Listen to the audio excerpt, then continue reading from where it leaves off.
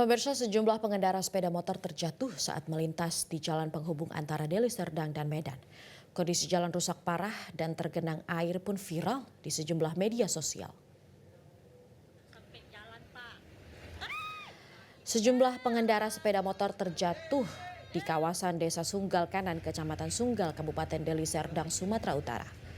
Kondisi jalan yang rusak parah dan genangan air membuat sejumlah pengendara roda 2 yang melintas terjatuh akibat masuk ke lubang yang tertutup oleh genangan air di kawasan tersebut dan tidak memiliki drainase. Kondisi jalan yang rusak parah dan terus tergenang air sudah terjadi hampir setahun dan tidak ada perhatian untuk perbaikan dari pemerintah Deli Serdang, membuat para pengguna kendaraan resah dan selalu membuat kemacetan. Salah seorang pengguna sepeda motor, Muhammad Ridwan, mengatakan setiap harinya para pengendara sepeda motor yang terjatuh saat melintas di jalan ini.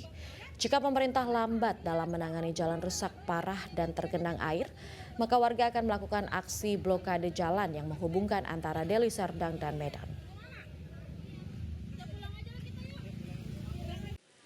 Kendaraan yang berkorbannya kayak yang utamanya kereta lah bang, kereta oma ya kan, ada yang udah yang patah, macam-macam lah bang. Tapi yang korban meninggal belum ada memang. Kita nunggu di korban meninggal. Udah berapa lama tadi terjadi bang? Hampir setahun lah bang, kondisinya kayak gini, jadi kurang.